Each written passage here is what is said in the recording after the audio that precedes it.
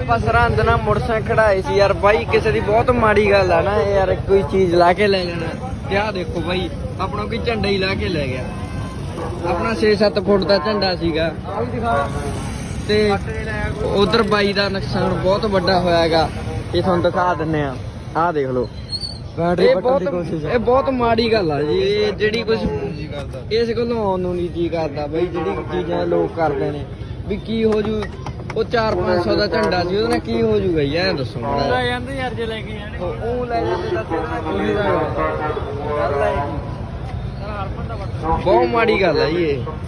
ਬਾਕੀ ਸਭ ਦੇ ਝੰਡੇ ਹੈਗੇ ਸੀ, ਦੇਖੋ ਉਹ ਕੱਲਾ ਸਾਡਾ ਵੱਡਾ ਸੀ, ਸਾਰਿਆਂ ਨੂੰ ਚਲੋ ਪਸੰਦ ਆ ਗਿਆ ਨਾ, ਲੈ ਗਏ। ਚਲੋ ਕੋਈ ਗੱਲ ਨਹੀਂ, ਲਵਾ ਲਾਂਗੇ ਅਸੀਂ, ਹੋਰ ਕੀ ਕਰ ਸਕਦੇ ਆ। ਪਰ ਕੋਈ ਚੰਗੀ ਗੱਲ ਨਹੀਂ ਹੈਗੀ, ਦੇਖ ਲਓ।